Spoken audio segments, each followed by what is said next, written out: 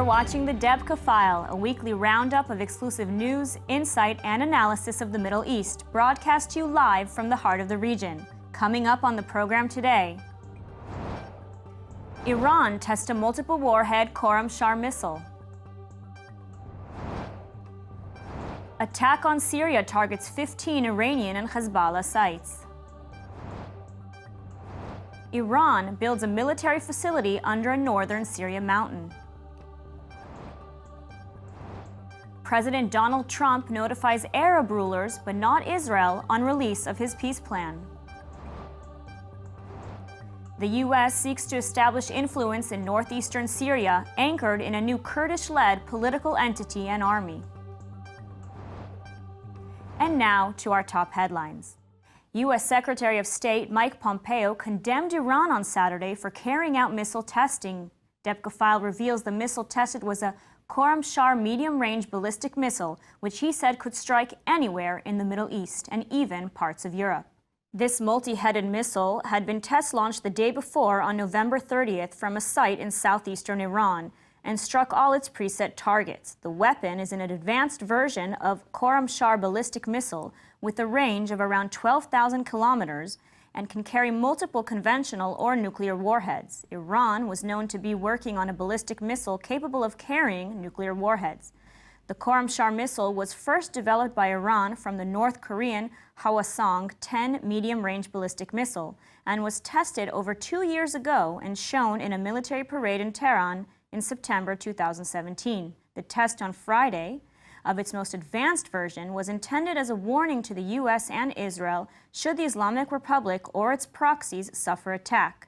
In his condemnation, Pompeo called on Iran to halt these tests since the development of this ballistic missile was in violation of UN Security Council Resolution 2231. However, the Iranian Foreign Ministry has replied that the missile program is defensive in nature. The testing of a ballistic missile carrying multiple warheads introduces a new and ramped-up strategic dimension to the tensions between the U.S., Israel, Saudi Arabia, United Arab Emirates, and Iran. The testing happened the day after Israel was reported to have conducted a massive surface missile attack on Iranian and pro-Iranian military facilities in Syria. In light of these developments, Prime Minister Benjamin Netanyahu has made his way to Brussels to hold an urgent consultation with U.S. Secretary of State on Iran's latest missile test. He is accompanied by the Mossad chief and national security advisor. The IDF targeted Iranian, Hezbollah, and Syrian targets on November 29th in its largest ever surface missile attack on Syria, lasting 75 minutes. According to Debka File's intelligence and military sources, this was not a regular Israeli Air Force strike, as two kinds of ground-to-ground missiles were used in this cross-border offensive. A long-range artillery weapon system, known as LoRa, which has a range of 400 kilometers, and the guided short-range Tammuz. According to Debka, surface missiles were used for the assault rather than the Israel Air Force, apparently to avoid stepping on Russian toes.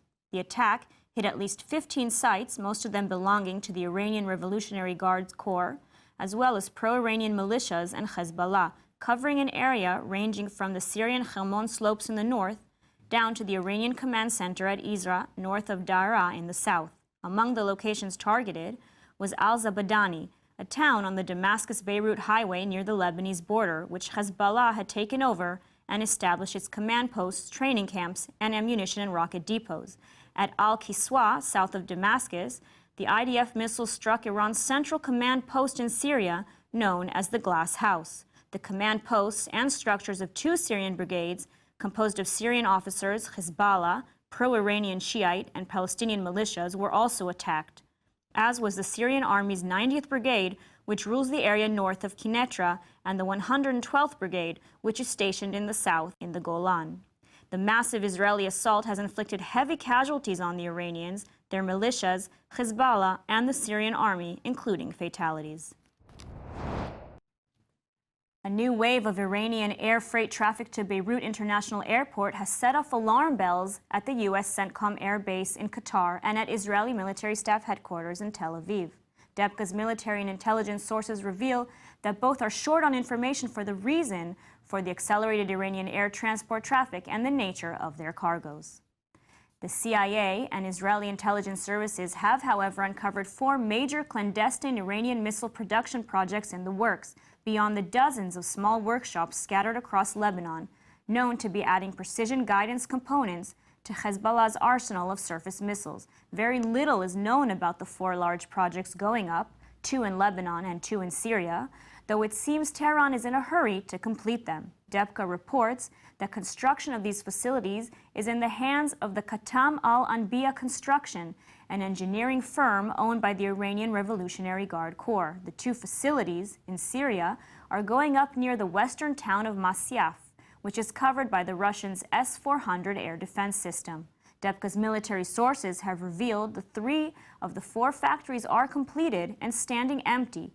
The 4th stands out as different. Sunk under the mountains near Banyas in northern Syria, the facility is assuming the shape of a subterranean military-industrial city built along the same lines as the Fordo underground facility in central Iran. Since work is being carried out below ground, it is hard to determine the stage of the project, but when finished, this underground Iranian facility will present Israel and the U.S. with a new and dangerous challenge. First, due to its proximity of about 300 kilometers to Haifa, and second, due to its formidable protection, not just from natural rock, but also from extra hardening gained from North Korean bunker building expertise, all for extra protection against airstrikes and missile attacks. With us to discuss this is Dr. Mordechai Kedar, Bar-Ilan University professor and Arab-Israeli affairs expert. Thank you for joining us. Pleasure. Our first 3 segments on the show have all been about Iran and Syria. So let's start with the Khorram Shar missile tests. Why is this different from previous Iranian missile testing, and why does it have the U.S. and Israel so concerned? Well, first of all, as you know, Iran is not allowed to test missiles, especially ballistic missiles, according to the United Nations Security Council resolutions. And actually, Iran challenges the international community by even trying those missiles. This is first. Second thing, don't forget that Iran has already hit targets in Syria by launching missiles from Iran. Iran means business when it comes to missiles and targeting targets in states like Syria or maybe further when it comes to Israel. So this actually shows that the Iranians do not want to abide to the rules which the international community tries to force on them, and then this is how they challenge the whole international community. And this is why people are very worried about this. Mm-hmm. Netanyahu has pushed up a meeting with U.S. Secretary of State Mike Pompeo to discuss the region. Can we expect any U.S. or Israeli retaliation for this missile testing? Well, it could be that they try to coordinate all kinds of actions between the United States and Israel. And maybe Israel or Netanyahu seeks an American consent to all kinds of actions which Israel might perform in the future.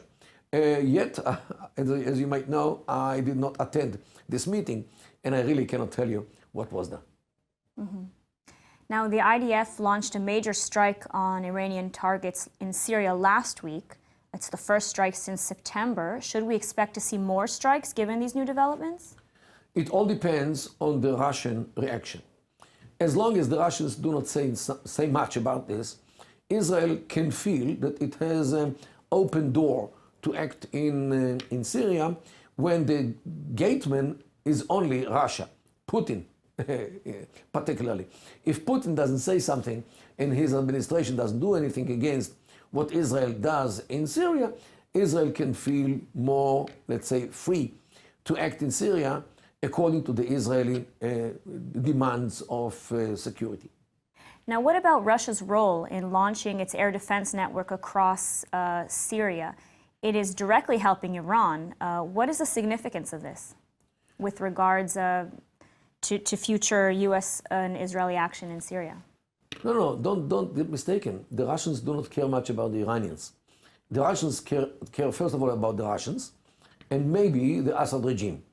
As long as Israel doesn't attack Russian targets like Russian missiles or Russian other kinds of facilities, or facilities which are connected directly to the Syrian regime, the Russians do not care much about what else Israel can target, especially if it's the Iranians.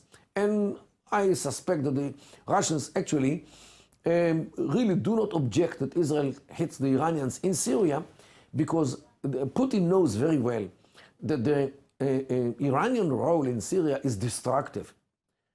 This is why, in my view, if he could get the Iranians out of Syria, he would have done it yesterday. But he doesn't want to get in trouble with them. He needs them to buy his products, especially a second nuclear electricity facility which the Russians try to sell to the Iranians. This is $15 billion. This is a big money. So Putin tries not to get the Iranians too angry about it. But I think that if Israel could kick out Iran from Syria, Putin would not object. Mm-hmm. Now, is there even a way for Israel at this stage to halt these Iranian advances?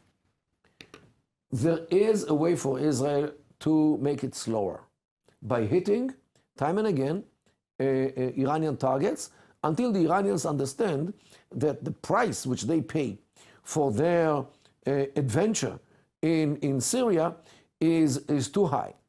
And again, also depends on the Russian consent, even silent consent, and the American backing for the Israeli actions in Syria. Mm-hmm. Now, Debka has now reported that Iran is building a nearly impenetrable military facility under a mountain in northern Syria. What is the significance of this? That they are there in order to stay there. That they don't consider themselves as temporary visitors in Syria, mm-hmm. but they see Syria as their front yard. They fought there against ISIS and against others, and since there is no free lunch, now they are coming to take what they think that they deserve to have, namely bases, Iranian permanent bases on Syrian soil. Not only this, as you might know, the Iranians, who are Shia, are kicking out Sunni populations from Syria. They will never let Sunni Muslims come back to Syria, although they are Syrian citizens, in big numbers. They want to replace the population from Sunni to Shi'i. And they are actually bringing populations from Iraq, from Iran, from Afghanistan, all are Shia, in order to settle in the houses, in the places which the Sunni Muslims lived beforehand, and they ran away. Law number 10 of 2018, which the President Assad issued, actually gives them the ability, because this law number 10 says that any Syrian citizen has only 1 month, I think it started in May, only 1 month to prove his ownership to his assets. Otherwise, the state confiscates everything. And now, since more than a month passed, 6 months passed, many are not in Syria to prove their ownership. Even the papers which can prove their ownership destroyed in the rebels of these houses. So now the country can confiscate everything which those people had. And now Syria can give it to whoever Syria wants, means to the Iranians and the Shi'i people who are flooding Syria today from Iraq, from Iran, and Afghanistan. And this is actually what Iran wants to do in Syria in order to prevent the next round of violence in Syria in 30 years from today. Because, as you know, the civil war, which was between 2011 and today, was already the second round. The first one was in the 70s until 1982. So since every generation, Sunni are revolting against the regime, they want to prevent the next time, in 30 years from today, by replacing the Sunni population with a Shi'i one. And this is what Iran wants to do there. Mm-hmm. Well, thank you for speaking with us, Dr. Mordechai Kedar. Pleasure. President Donald Trump has notified Arab rulers, but not Israel, that he is ready to discuss a timeline for the release of his Israeli-Palestinian peace plan. According to Debka, the rulers he called were Jordan's King Abdallah, King Mohammed of Morocco, President Abdel Fattah el-Sisi of Egypt, Saudi Crown Prince Mohammed bin Salman, and United Arab Emirates Crown Prince Sheikh Mohammed bin Zayed. The U.S. president told the Arab rulers that his plan of the century was finished and ready for immediate publication. He proposed that they set a date together and let a joint U.S.-Arab team make the final arrangements. He hoped to finalize all the details when he met the Saudi and UAE Crown Princes in Buenos Aires on the sidelines of the G20 summit. Debka reports that Trump deliberately excluded Israel and Netanyahu from the process leading up to the publication of his plan for peace between the Israelis and Palestinians due to Netanyahu's unstable coalition and the prospect of early elections. Publication of the long-awaited peace plan is now scheduled for late January or early February.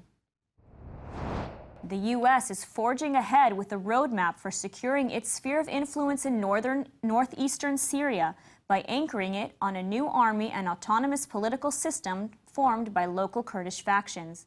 Amid recurring spats with Turkey and initial Turkish objections, Debka Weekly sources revealed that a deal was negotiated in Ankara by Ambassador James Jeffrey, Donald Trump's special advisor on Syria. That is designed to open the door for the U.S. to confirm its military and political domination of large sections of northern and eastern Syria, including the disputed Syrian-Iraqi border. This move will establish a real counterweight to Russia's military control of western Syria. The points of the deal struck with Ankara include Turkey's commitment to halt its army's advance into northeastern Syria, specifically the eastern bank of the river Euphrates and other Kurdish regions, a common threat repeated in President Tayyip Erdogan's rhetoric. قوات قسد الولايات المتحدة الأمريكية يوم أمس سيرت دوريات عسكرية مشتركة أمريكية مع قوات قسد لتبعث برسالة إلى القوات التركية بمعنى إذا أطلقتم النار أو إذا قصفتم هذه المناطق قد يسقط جنود أمريكيون وبالتالي تتحملوا المسؤولية. الأكراد هم الحلفاء الأساسيين على الأرض. كانت مشكلة الولايات المتحدة منذ بداية الأزمة السورية عدم القدرة على إيجاد حليف على الأرض. لذلك عندما استطاعت بعد معركة عين عرب كوباني أن تقيم مثل هذا التحالف فهي غير مستعدة للتخلي عنه. The leading Kurdish party's political and military arms, the PYD and PYG, have pledged to purge elements of the Turkish separatist PKK, or Kurdish Workers' Party, from its rank under a U.S. guarantee, and the Kurds will also forgo their demand for the restoration of Afrin, the Syrian province seized by the Turkish army some 10 months ago. The deal will also see the formation of a new Syrian Kurdish army of 150,000 men under arms around the U.S.-backed Syrian Democratic Forces Corps of 60,000 members, as well as the formation of a new autonomous Kurdish Syrian government system in northern Syria. Finally, U.S. observation posts will define the borders of the new entity and monitor implementation of the deal with Turkey. The outposts have been a main point of contention between the U.S. and Turkey, though according to Debka, the first U.S. observation post went up on the Syrian-Turkish border on November 24th. 3 at Tal Abyad and 2 others at Ain al-Arab, which U.S. sources said would protect the Kurds in case Ankara changes its mind and goes on the offensive. The U.S. is also reportedly seeking to open a line of communications between the Kurds and the Arab and Syrian opposition forces with the view to form a new autonomous political system in northern Syria. Debka's sources note the fragile state of the deal with Ankara, as to date, neither Turkish or Kurdish officials have spoken publicly on the deal. Now for some more stories you may have missed this week. A nationwide women's strike that has received overwhelming support from Israeli institutions, including the Knesset, local municipalities, the Histadrut Labor Federation, Israeli universities, and women's organizations, is scheduled for Tuesday. The strike was called in the wake of last week's murder of 2 young girls, 13-year-old Silvana Tsegai and 16-year-old Yara Ayub. Their deaths bring the total number of women and girls murdered in Israel this past year to 24, marking a dramatic increase in domestic violence. The strike aims to shed light on this issue and calls for the government to implement a plan to reduce violence against women. Bethlehem lit a giant Christmas tree on Saturday and held a fireworks display outside the Church of Nativity to mark the beginning of the holiday season. Bethlehem is known as the birthplace of Jesus and holds an annual tree lighting ceremony, making it one of the city's most well-known celebrations of the year. With a height of over 50 feet and over 2,000 decorations and 500 cords of light, the tree attracts thousands of tourists and Christian pilgrims throughout the Christmas season. That's all for this week's edition of the Debka File. We'll be back with you next week for more exclusive news, insight, and analysis. Make sure to check out our Facebook page at Israel English News and our website. I'm Lidarga Velazi. Thanks for watching.